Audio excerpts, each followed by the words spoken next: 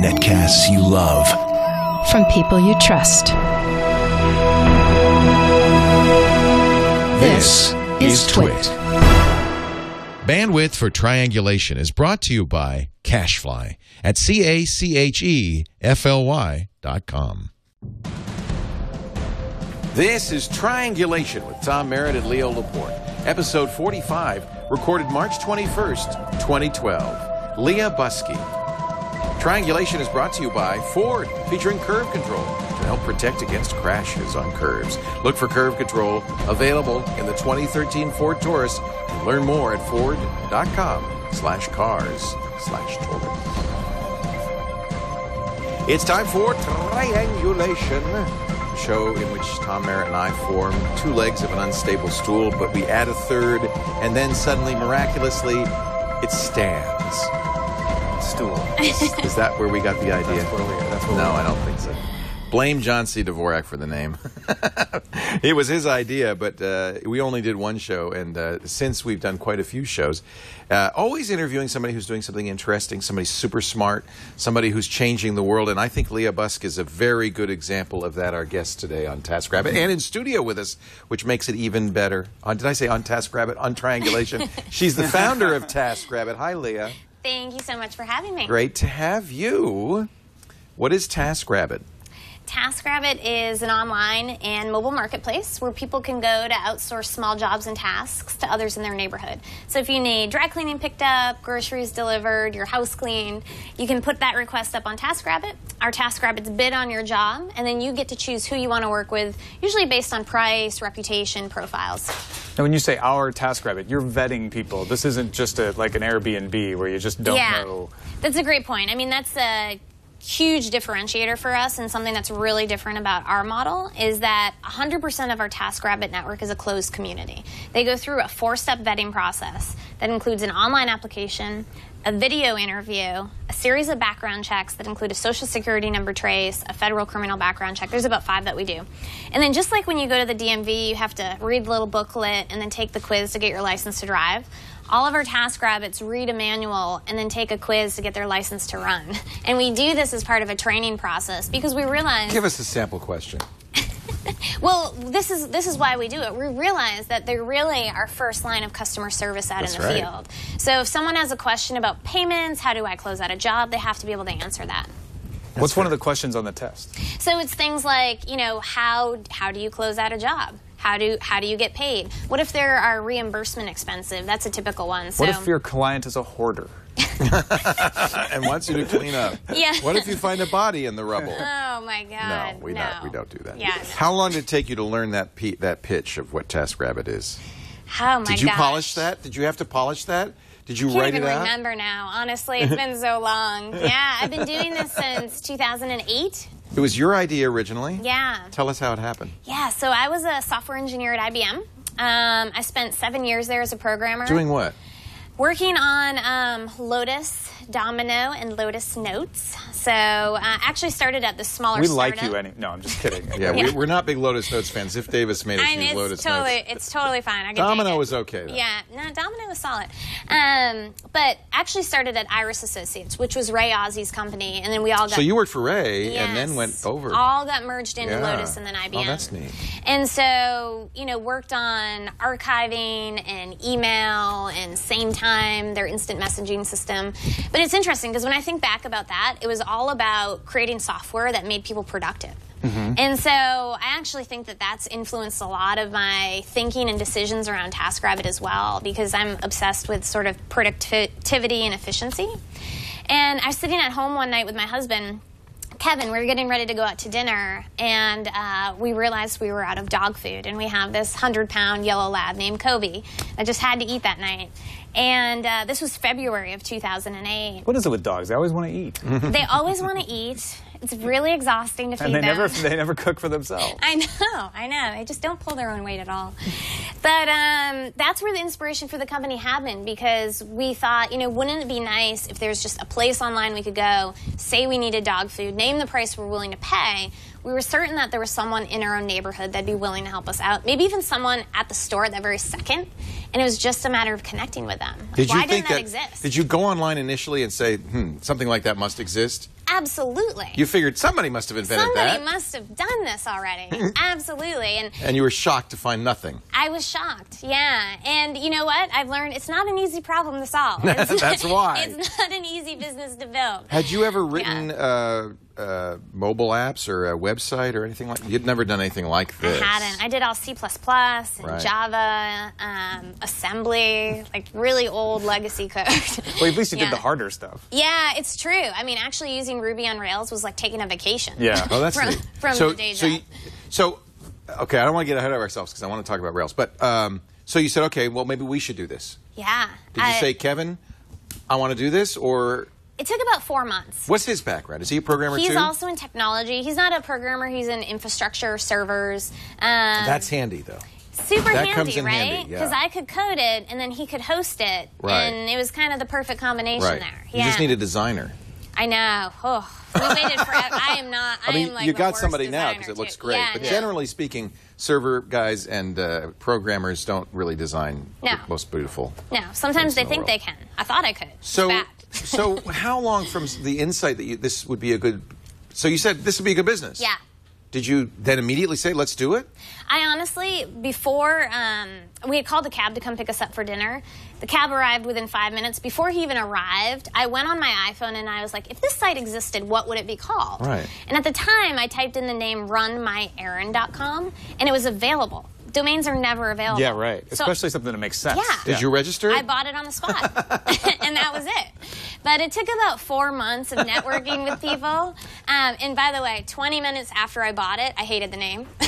Really? So we changed the name about a year later. I love TaskRabbit. Yeah, it's a much better name and brand, and I think it exudes the vision much more than the other name did. Yeah. So it took you 4 months to go from the kernel. Yeah. Did you quit your job immediately, or did you... No, it took me about 4 months to quit my job, to get enough courage to actually say, you know what, there's something here. So what was the first step that you did in pursuing this? The first thing I did was I just talked to anyone that would listen to me. I didn't care if it was like the guy in the coffee shop. I networked my way up into a meeting with Scott Griffith, who's the CEO of Zipcar. I didn't know Scott ahead of time in advance. Neat. Just an informational interview, kind of? Or? Yeah, well, I was chatting with people, networking, and one woman out of the blue said, you know, my buddy Scott would think your idea is really cool. You should just email him. And she gave me his email address. I had no idea he was the CEO of Zipcar. I mean, ignorance is bliss at that moment, right? When you don't know what you can't achieve, you get anywhere. So I went home and I sent him a cold email. And I said, hey, you know, your friend said you'd really think my idea is cool. Let's chat. And to his credit, he wrote back pretty quickly.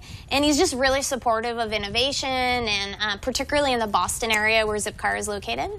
And so Scott was key in that 4 months because we started meeting regularly and we really hit it off. And I was still at IBM at the time. And he was kind of like, you know, I think you're onto something. I think you should see how far you can take it. And he just kept saying that to me.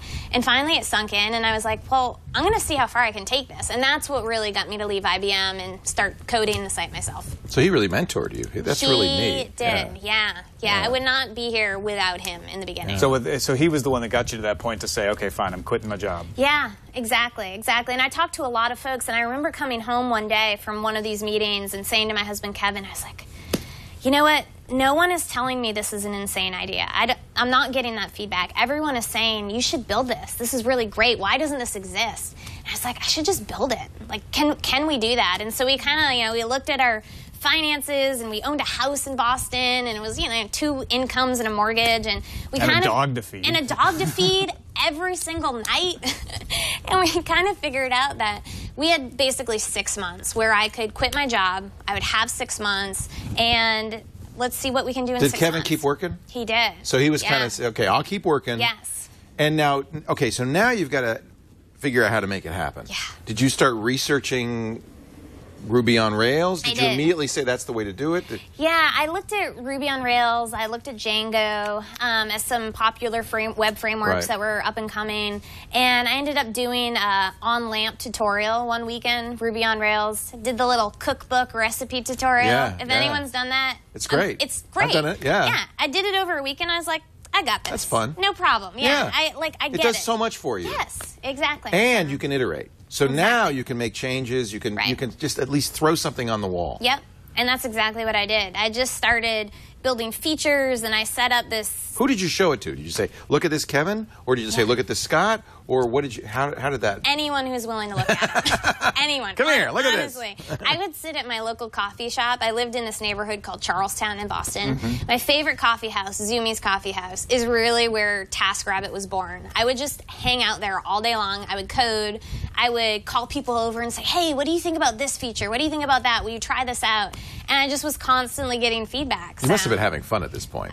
Honestly, it was one of the best summers of my life. Yeah. It was so much fun. Yeah, all I did was code all day for like 10 weeks straight. And what kind of features were you building at that part? Because you didn't have a team of vetted TaskRabbits. No, yeah, you really, true. It's not in a working site yet. You're just kind of putting in the plumbing. I mean, you have to put in login, and then, someone forgets their password. You have to be able to handle that case. And then credit cards, you have to be able to handle payment.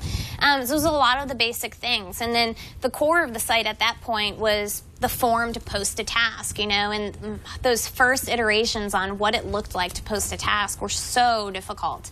And so sort of bare and really easy early on. And I started to learn what sort of questions I needed to ask and what were the issues if I didn't get enough information up front with actually matching people on the other side. And I actually ran it in a closed sort of test environment for a while, not with real TaskRabbits, but with friends and family and just people utilizing the service to see how people would interact. And then to start the site, I launched in September of that year, of 2008, with a working beta that I felt pretty decent about.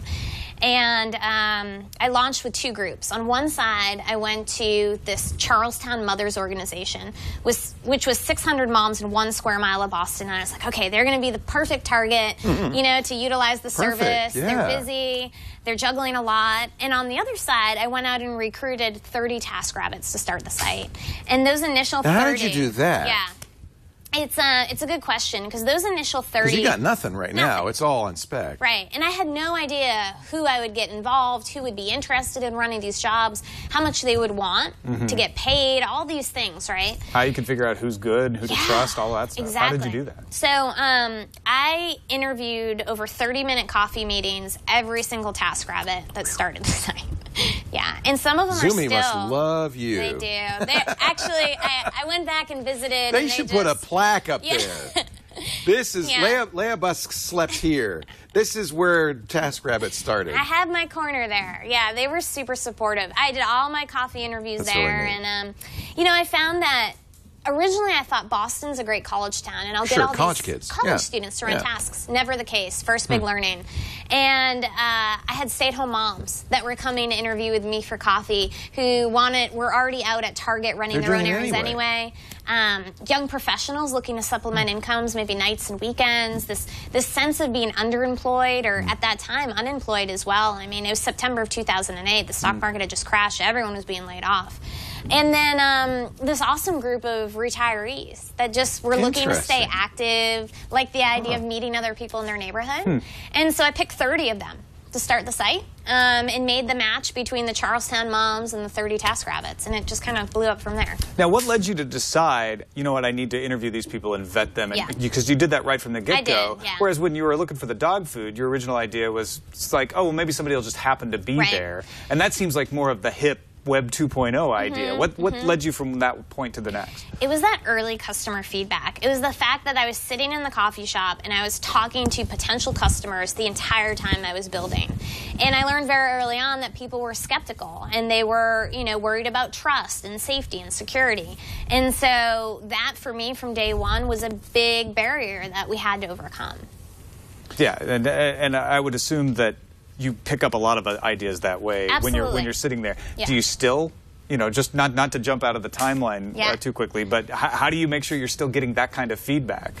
It's incredibly important.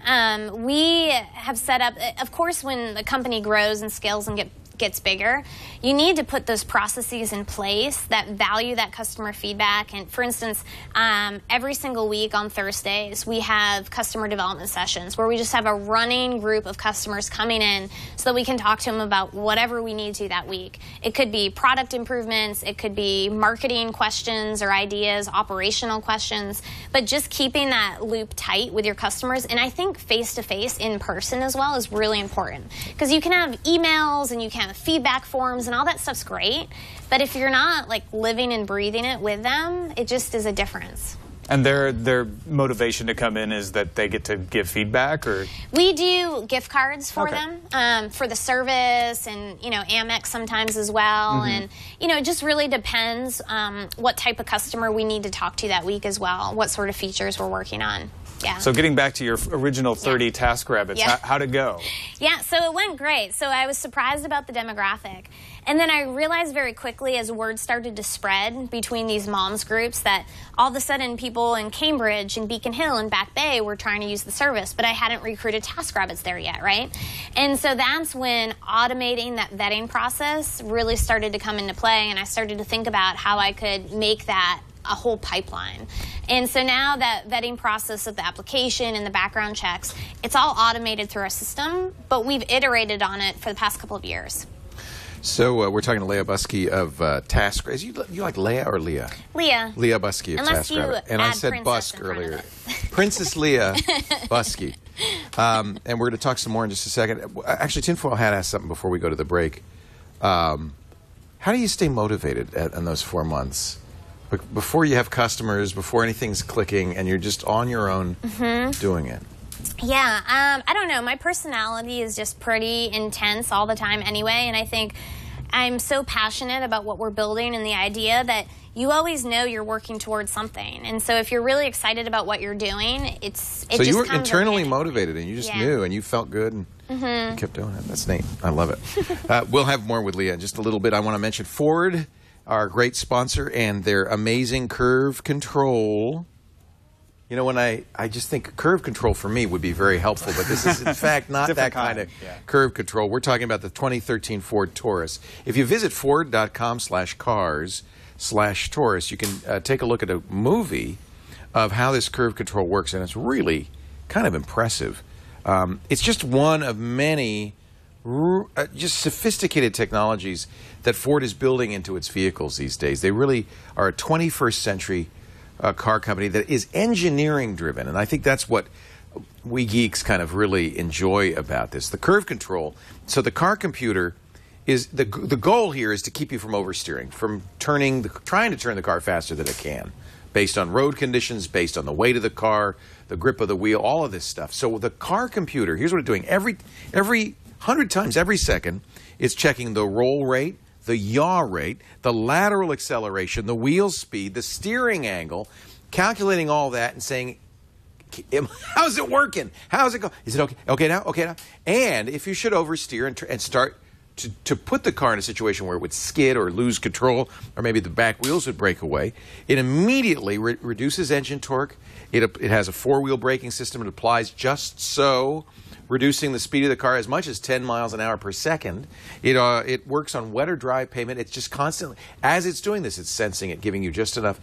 It's hard to describe it. When you try it, you will be amazed. You know, the first time I tried anti-lock brakes, I jammed my foot on the brakes, and I can't lock up, and it's amazing. This is like that. These are how technologies are getting into the vehicles to make it safer to drive, make it safer for you. The adaptive cruise control, the collision warning with brake support, the torque vectoring, all of this in the new 2013 Ford Taurus. I want you to take a look. Drive one at a Ford dealer near you, or visit the website. I'm seeing if I can find the, because the movie is, yeah, here it is. This is the movie on the, no, that's the adaptive cruise control. This is cool, too. Ford.com/cars/Taurus. I love a car that is smarter than me, because most of the time, frankly, I'm not that bright. Ford.com/cars/Taurus. We thank them so much for their support cool thing about the curve control too is that it's always working. It's not like just, oh, I'm turning in a ring Yeah, it's storm constantly or checking. something. And it's one of like all these other things that are going on. Yeah. The car is, well, this is using computer technology to really make you a better driver. I think it's really neat. Leah Busque is our guest. She is the founder of TaskRabbit, a programmer at IBM. When she had the brainstorm, gee, I wish somebody would just buy us some dog food, for crying out loud. Kobe's hungry. Kobe's hungry. What now, are if we you go to gonna do? TaskRabbit.com, you'll find people who will... Well, actually, this is a great story. Mark Fraunfelder wrote about this on St. Patrick's Day. Did you see this on Boing Boing? TaskRabbit delivered an awesome guy to help me move heavy crap, says Mark. Not only that, he made a friend, and I bet this happens often. So he had a bunch of heavy furniture to move. So he used TaskRabbit. A guy named Brett said he'd do it. He showed up with his cargo van. He said, we had fun, and then Brett is a bass player for a group, so he's been listening to their music. I bet this happens a lot, right? Yeah, it's amazing. People make stories. friends with the rabbits. They do. I mean, one of my favorite stories of all time, actually, is this mom here in San Francisco. She has a 20-year-old son living in Boston, and unfortunately, her son was going through chemotherapy treatment at Mass General Hospital. And she couldn't fly out there to be with him while he was doing this treatment, so she actually went on to TaskRabbit. She posted a task and found someone to visit her son every day in the hospital for a week, to bring him a cozy blanket, a healthy meal, sit with him for 30 minutes every day, and then call her afterwards to give her the update. Isn't that sweet? And the TaskRabbit that picked it up in Boston was another mom. So these bond that these two moms formed across the country, I mean, they've stayed in touch. It's just been amazing. That's fantastic, yes. Stories like that happen all in It's really, Did really you get a lot of exciting. people waiting in line for the iPad? We absolutely That's a popular, did. I bet. Yeah, we did. We were in number 2 in line in San Francisco. A TaskRabbit was, so he was able to pick up a bunch of iPads for people. We had a few hundred across the country. It's just insane. Yeah. So how did you get to San Francisco? So you're in Boston, and did you start? You started up in Boston. Everything's I did. going. Yeah, that's all I knew. Did you have? Now, well, actually, before we get to San Francisco, you're paying for this out of your own pocket? Oh yeah. Well, it's interesting, right? Because I mentioned my husband and I thought we had about 6 months that I could do this, and so it got to that 6-month point. And the site was launched, and people were using it. And Scott was actually starting to then introduce me to investors in the Boston area. That's nice. But September 2008, really bad time to raise money. Yeah. And not a lot of money flowing around. Not right a lot of then. money. Not a lot of checks being written. The reason you had lots of rabbits to choose from. Yeah. Everybody's out of work. True. Same It's reason true. you don't have a lot of money. So it took about 9 months. That 3 months in between was a little hairy. So yeah. did you? Where did you get your servers? Did you just go to some server company and rent servers, or? Yeah, I think early on we weren't using Amazon yet because we felt like it was too expensive. We were using some other hosting company. Yeah. Yeah, exactly. And like a just doing it on the DreamHost cheap. type of place. Something like something that. cheap. I don't even remember. Doesn't matter at first because there's nobody using it. Yeah, exactly. I mean, at first, I would sit there and like watch the logs of activity on the site and be like, "Oh, this person. Let's see what pages they're clicking." You probably on. can't do that anymore. Can't do that. Was there an inflection point where you just started to get kind of hot? And Yeah, I mean, after I did that launch with the Mothers Organization and it started to spread across neighborhoods. Right. That's when, luckily at that point is when I started talking to investors as well. And so I had a pretty good story of, They want to see this growing. growth. Yeah. Yeah, exactly. So 2 angel investors in Boston decided to put in $150,000 in March of 2009. And I was like, thank God. And I bet it doesn't seem like that much money now, but at that time it was a mountain. Well, it isn't compared to what you've raised since, but we won't. We'll get to that. It was an amazing feeling, and looking back, I mean, I had no idea how to raise money, how to build the company. So did Scott help you with that, or he did? Okay. Yeah, he was one of those early mentors and advisors that just really guided me through the whole process. Yeah, absolutely. Because you'd never done this before. You didn't know the process. No, absolutely. How much to give up for the $100,000, that kind of stuff. I didn't even know. I was like, well, if people invest, what happens if the company fails? How do I give them their money How do I pay them back? Like, I don't understand how this works. Honestly, I didn't know any of it. And so I had to learn a lot. There was a big learning curve there. But luckily, I had the right people around me to be supportive and help answer those questions. It just shows how important it is, this mentorship. It is. This education in startups. It really becomes important. Absolutely. So I think a lot of people underestimate how much it costs to get a business off the ground. I mean, they'll probably look at this and think, well, the rabbits are charging and you're just taking a cut. What are your other costs? Yeah. So what are your other costs? Yeah, what are those things that you need to spend to get that business going? Definitely the hosting was probably the major cost at that time.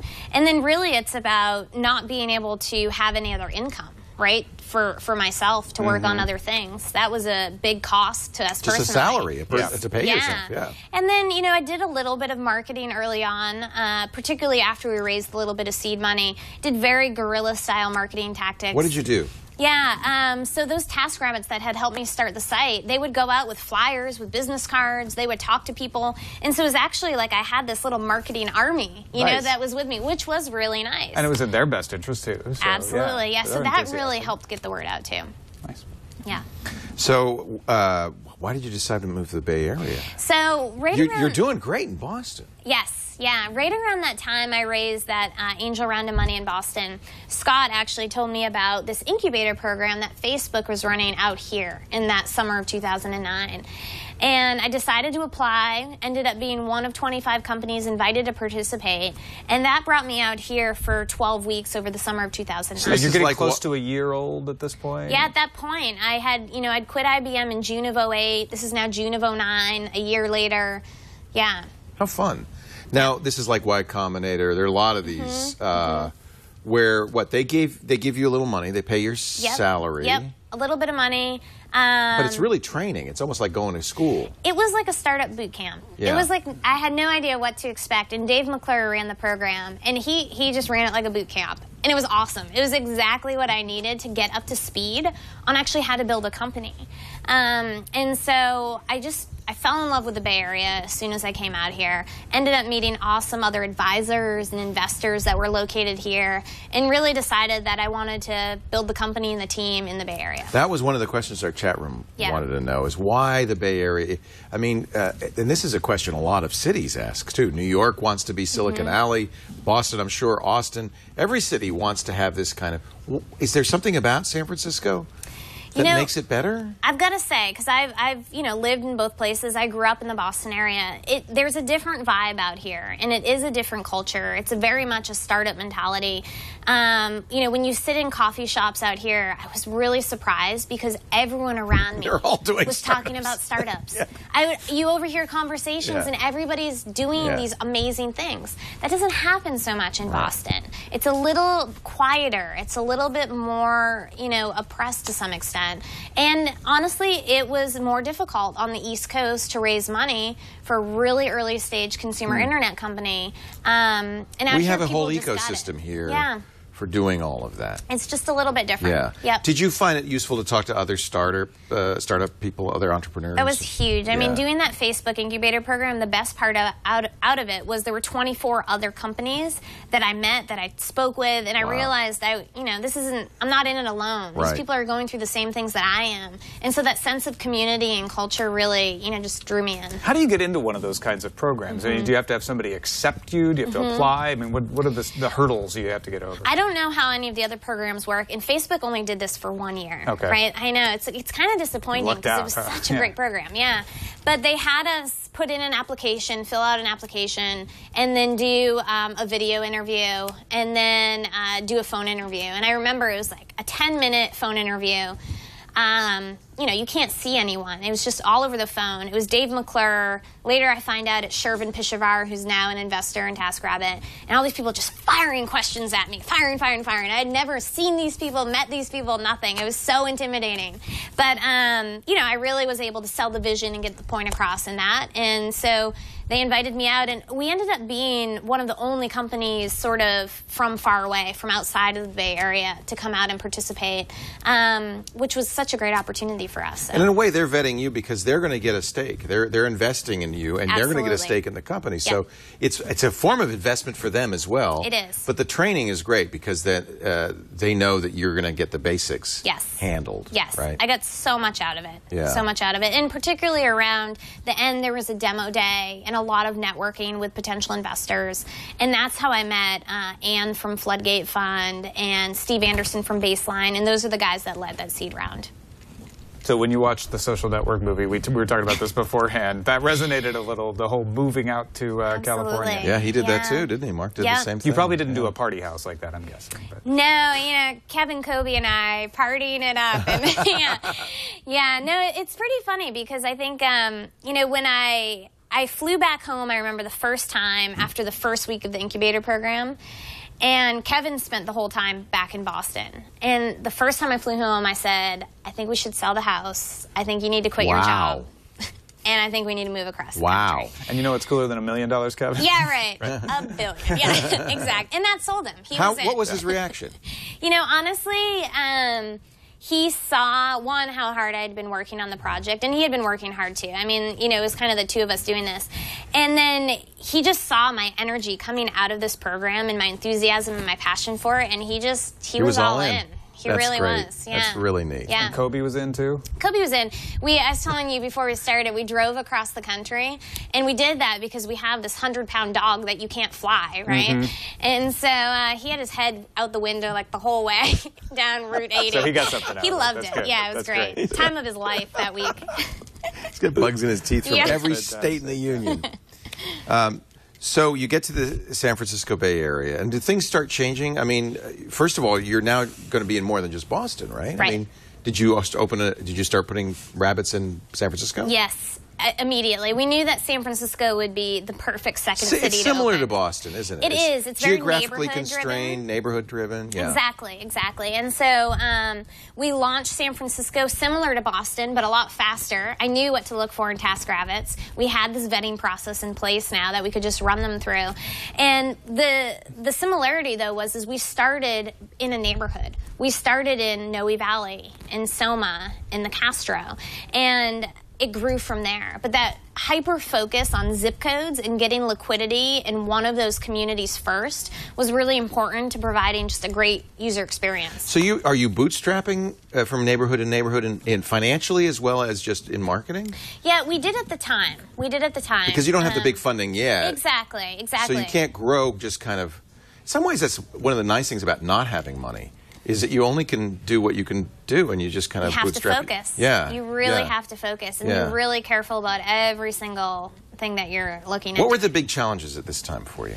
At that time, it was really around resources were so constrained, particularly on the engineering side. So at that point, is Kevin your sysadmin right now, or do you? He's always been the sysadmin. He's finally come on full time after we raised the A round. Really? Yeah. He's kept his job. He did. Yeah. Good for him. But when we raised the seed, the first hire I made was someone to take over all of engineering. So Brian Leonard, who's our VP of engineering, he and I worked together at IBM for 5 years. And so when I raised that round of funding, the 1.8 million seed, that's when Brian came on board. And so I was able to hand over the reins of coding to him. But it was still one engineer.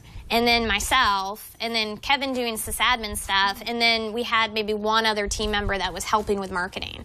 So resources were really constrained. So there was just a few of you, three or four? There was just 3 or 4 of us at that point. Wow. Exactly. And we had one operations guy, too, that moved from Boston to San Francisco with us, and that was it. So once you're not programming, what are you focusing on now? Yeah, my God, just everything Recruitment, else. marketing, fundraising. Fundraising, full-time job, by the way. I had no idea.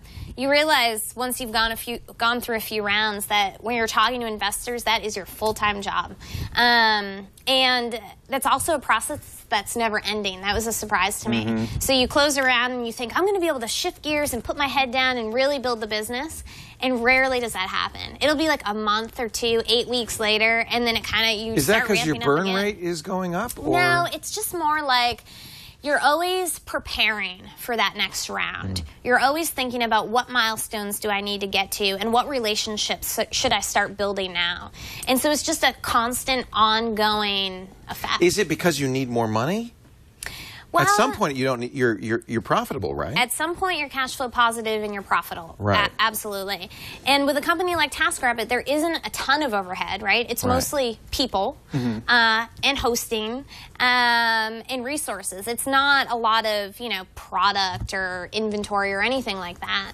And so it's really about, being able to scale a market as fast as you're growing on the business side as well and kind of making that balance. Now, as we launch new cities. So now we're in Boston, New York, Chicago, Los Angeles, San Francisco. We just launched Austin at Southwest, which went fantastic. Congratulations. You got Atlanta, Dallas, and Houston are coming. Yeah, in Seattle as well. Yeah. So now we have this distributed workforce across the country. We have almost over 4,000 TaskRabbits that are active in these cities. And we have actually another few thousand on a waiting list waiting to become activated in areas we're not open in yet. So we're always looking at the community to help us drive where we go to next. Now, you recently handed over the reins of CEO as well. Does that take a little pressure off the constant fundraising? Can you outsource for that, or you still, they need to see the founder? They need to talk to the visionary. Yeah, it's definitely, you know, between Eric and I as well, it's a partnership. And Eric's the new CEO? He is, yeah. And I brought him on board because I did want to shift my focus more to the product side and engineering side. I was really missing that. And technology and product is always something I've been really passionate about. And I wanted to find a partner that was just as passionate about those business pieces and scaling the company as I am about product. And so brought Eric on board, and it's just been a great working relationship. I still sit on the board as well. So it's myself and Eric and a couple of our investors on the board. And so, you know, still very involved at that level. But you get to spend a little less time on the constant fundraising gambit? A little bit less. Not too much. Huh? Not too much. Yeah. I mean, honestly, as the founder, I still want to know who's going to be investing in the company and why they're going to make great partners, and you know why we should be taking money from them. So those are all reasons why I still spend a lot of time. Now, how do you divide that up so that you're still working on the product and making it better and improving it all the time when you're on this constant fundraising merry-go-round? Yeah, I've been lucky enough recently to just hire some amazing people on the team that I can really trust to be there day to day. And particularly after I brought Eric on board, I thought actually I'd have more time to spend on product. And I was a little surprised about how much my time ramped up on sort of the evangelist side and still talking with investors side and being part of board and strategic decisions. And I still didn't have enough time to spend on product as I wanted to. And I was still feeling guilty. Honestly, every day I'd walk into that office and look at my team of engineers and designers and just feel guilty that I wasn't there. And so I brought on board a woman named Seema Shah, and she came out of eBay, great product experience. She's our director of product now, and I just trust her. And, you know, I meet with her a few times a week and stay very involved, but I know that day to day someone is there supporting that team, so that just makes me feel a lot better.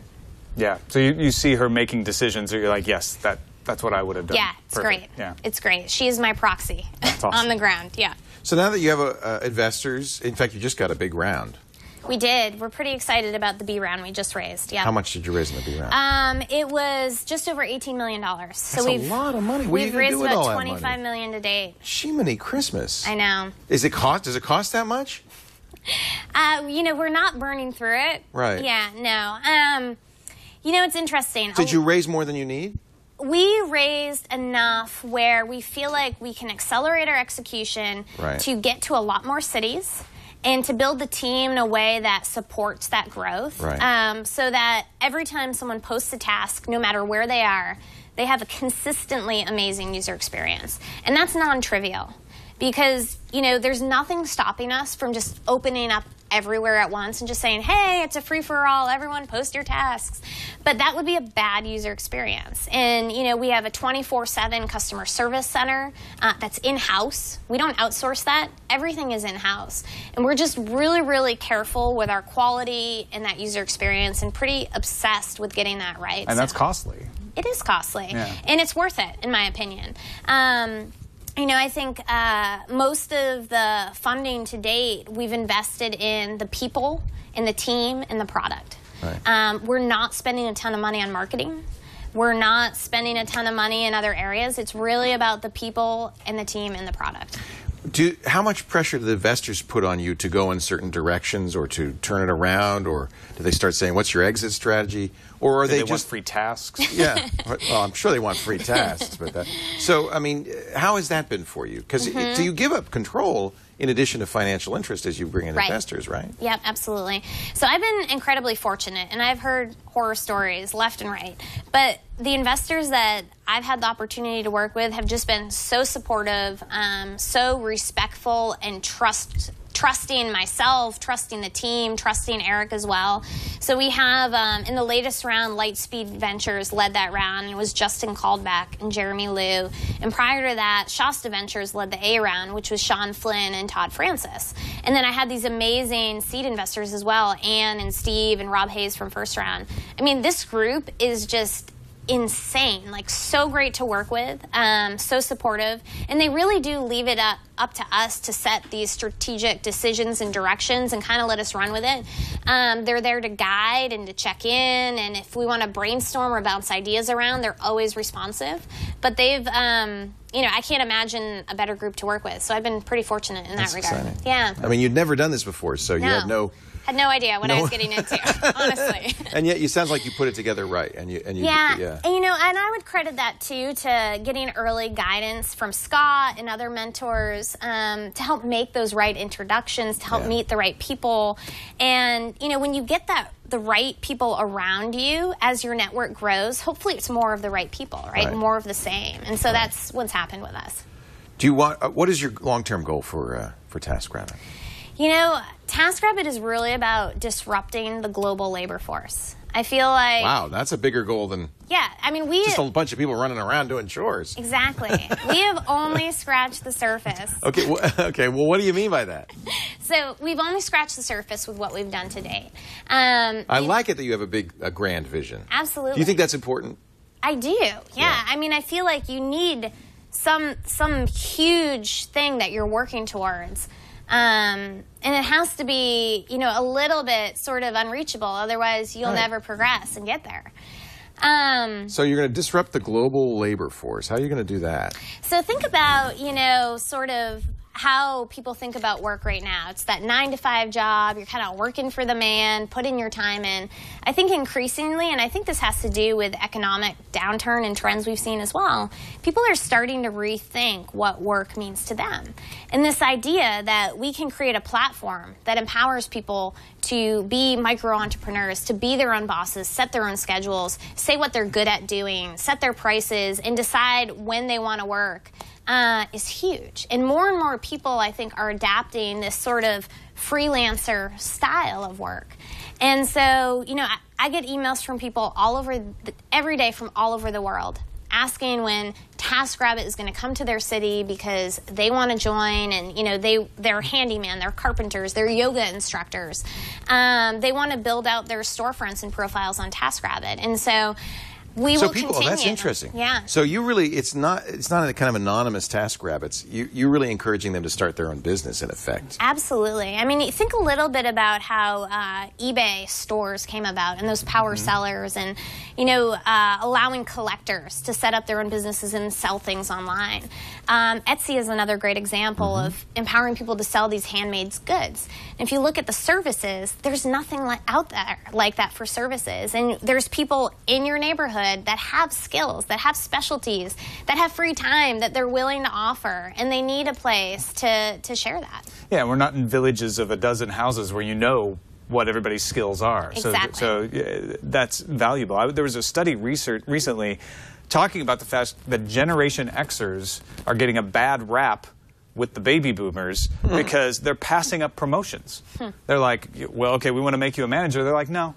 I don't want to. Right. It's partly because they see that that's just a dead end, and partly because they want to have more control over their own jobs and their own lives. So I think you're definitely on to something that is a huge trend right now. Yeah, exactly. Do you plan to go international at some point? We do. You know, we're thinking a lot about it this year. I think that there's a lot of opportunity internationally. We've had people reach out to us from different countries wanting to help bring TaskRabbit there. So as fast as we can, we're going to hit some of those major cities. Wow. This is a really interesting growth curve you've had here. Just a couple of years. And so how many TaskRabbits are there total? Just over 4,000 across the country. And how many tasks have been done? So, gosh, do you know? In the hundreds of thousands. I'm not quite sure. What is the biggest challenge, you think? Is it explaining what this is? What is the resistance? Is there resistance? Yeah, the challenges have changed over time. Early on, the biggest challenge was around trust. Why would I trust someone Who is this to run person? these errands? Yeah. We've overcome that somewhat with the vetting process, with this reputation engine that we've built on site. And people, the consumer, are getting more comfortable with the idea of sharing things with neighbors. It's just the way it is. But now the big challenge is really, how do I use this service? What would I use it for? Giving people ideas, giving them examples and use cases. You've really done that in the front page. The first thing you see is example sites, templates for how to do Well, yeah, this. it was the first thing when I was sitting here looking at it, and I was like, ooh, house cleaning. Right.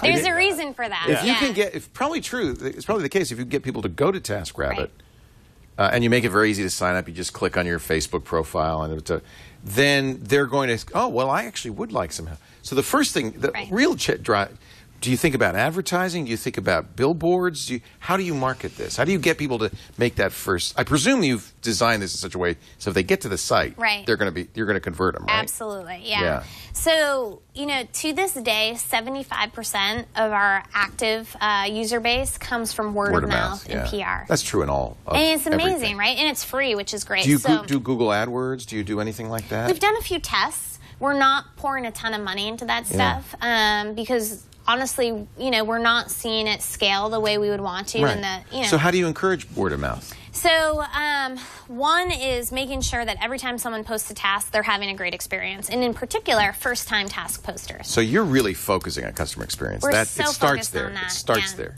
We have a really cool program that we kicked off that's been really successful, and it's called the Welcome Wagon. And so if we identify a first-time task poster, and this is kind of automated through the system, a TaskRabbit picks it up. If that TaskRabbit is part of the Welcome Wagon, then we give them extra money, basically, to surprise that task poster and go above and beyond. Nice. So, for instance, some examples have been... Smart is that? Whose idea was that? That's brilliant. I know. It's a very Zappos-like sort of approach. We're obsessed with Zappos, too, and delivering happiness and that whole model. So one example is first-time task poster the other day, her TaskRabbit brought her a bag of chocolates. And she immediately, was floored and so excited and took a photo with the TaskRabbit and the chocolate, posted it on Facebook, shared with all her friends. And well, look what Mark Fraunfelder did, right? Yeah, right. Right. Exactly. That's what you need. That's exactly what we need. That's we better need than any people to advertising. have a great experience. Yeah, that's better and than then any. tell their friends. And what's nice is that the internet now really supports that kind of word of mouth because you've got all these social networks. Everybody has a network now. Exactly. So you're really playing into a strength of the internet. Yep. You really don't need advertising. You don't need marketing. You don't need billboards. Right. Yeah. One question that Kingy in our chat room was curious about is relations to unions. So you don't cross into too many union competitive areas yet, but if you were to get into something like plumbing or some of the handyman type areas, that's a tricky area to navigate. It is, yeah. That's definitely something that we're going to have to research and look more into.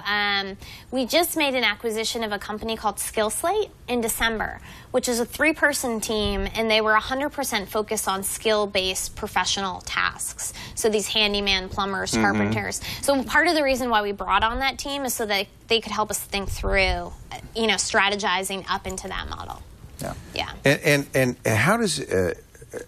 You have TaskRabbits in multiple states. Are they all contract employees? What is your relationship to them? They're independent contractors, which means that we also 1099 them. So if they make over $600 a year through TaskRabbit, makes it much simpler for you, though. Exactly. You're not responsible for FICA, for insurance, for any of that stuff. Right. So we send them the 1099s, and they're good to go. Do you indemnify them? Do you insure them? How does that cover? We don't yet, but we're actually looking into a way to do that. And actually, increasingly, as we're thinking about working with more small businesses, because small businesses right now are actually making up a large portion of the service. They're posting things like office help, administrative work. Asking for help. Yeah, they're asking for help. Yeah, I was thinking, looking at your bookkeeping, and I said, well, we could get somebody in here to help us. Yeah, it makes sense. So when you get into working with small businesses as well, those are areas that we're going to be developing and are going to need to support. Yeah. Right. Before we let you go, I wanted to jump back pre-TaskRabbit and ask you a question about how you got into programming. Because I think, especially for a lot of our female viewers, they're like, you're a great role model. How does somebody like you end up in that position? Yeah.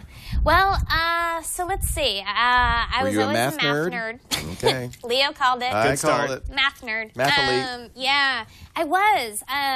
You know, I was just thinking about this the other day, too, and thinking about even in elementary school, sort of all of my math classes. I can remember every single math class and math teacher I had. And I don't know if this means anything or not, but every single math teacher I had through elementary school and high school were all female. That means a lot. Isn't that I think it kind means of crazy? something. That's huge. Right? And so I It becomes feel, the norm for you. Yeah, You don't think I it's never- odd for women to be Well, involved no matter in what math. those Ever stinky thought boys say, differently. you got a teacher as a woman, so it's okay. I never, ever thought about it. And That's I went great. on to a women's college where I majored in math and computer science. Again, never thought about the fact that this might be different or weird or unique at all. And still actually don't give it that much There's a thought. lot of stats to support that, though. When you go to a girls' school or a girls' college, where there's much higher STEM interest among the women, they're for Right. some reason just not turned off by it being a male-dominated Right, field. right. What college did you go to? Sweetbriar College in Virginia. That's yeah. great. Yep. And so they encouraged you, and you felt comfortable doing it. Yep, and I loved it. And then, you know, I started as a programmer at Iris, Ray Ozzy's great. company, and had a lot of great mentors there as well that were male and female, actually. One of my senior leads, architect engineers, Art Thomas, I still stay in touch with him about how TaskRabbit's going. That's And neat. he's the one that sort of really helped me learn to code early on. That's Yeah. really... What is it about math that you loved? Or still love? You know, for me, I think it's all about having sort of black and white and binary calls. Either it's right or it's Right. wrong. There is no gray area. And it's very disciplined. And I feel like any problem you're given, whether it's a theorem or an equation, if you just work through it step by step, you're going to get to the answer. And I think that iterative process to me is something that, you know, I've done at TaskRabbit as well. Yeah. Although I can see why you'd want to be getting back into the engineering and the product I know. because the world of venture capitalism is Mushy. far from black Very and mushy. white. I very know, mushy. it's so true. So true, exactly. Leah, it's so nice to see you again, and thank you for coming up here. Thank you. And, This was so much fun. Yeah, and I think that it's really great for us to get women CEOs, women founders, women engineers on the air to remind all the girls. We have lots of girls watching that I love you it. can do it. And that's the best way to break the glass ceiling, isn't it? Is to do it yourself. Start your own business. Absolutely. The heck with them. I'm going to do it myself. Yeah. It's not rocket science. You like Just it, though, go huh? for it. You like running your own business? I do. It's a blast. I mean, I think, yeah, I'm getting to use skills that I didn't even know I had. Yeah. That just on a daily basis. It's a real challenge. So Yeah, it is. yeah. Yep. Well, thanks, Leah. Thank you so much. TaskRabbit.com. Very easy to sign up. And then I'm sure there's a little hump you have to go over to do your first task. But they'll make it easy, and you might get chocolate. Just never keep know. that in mind. That's you right. never know. You never know. We do Triangulation every Wednesday, 4 p.m. Pacific, 7 p.m. Eastern Time at twit.tv. And if you want to watch live, we appreciate it because our chat room is fantastic. They give us great feedback. We, as you can tell, ask a lot of questions that the chat room give us. It's a great way for you to interact with us. But, you know, you don't have to watch live because we always make it available, both audio and video, at twit.tv or wherever podcasts are. Subscribe so that way you won't miss. Wherever podcasts are sold. Whether better podcasts are sold. Who's next week? Katarina Oh, I Fake. love her. Oh, isn't she great? She's gonna Another be great great. inspiration, huh? Yes, The founder she's of Flickr. fantastic. And some other companies, And too, as a currently matter of Pinwheel. fact. And Pinwheel, yeah. Is the current thing. Yeah, she pivoted or pinned. Anyway, thank you so much, Leah. Thanks for being here. Thank you, Tom Merritt. And thank you all for watching. We'll see you next week on Triangulation.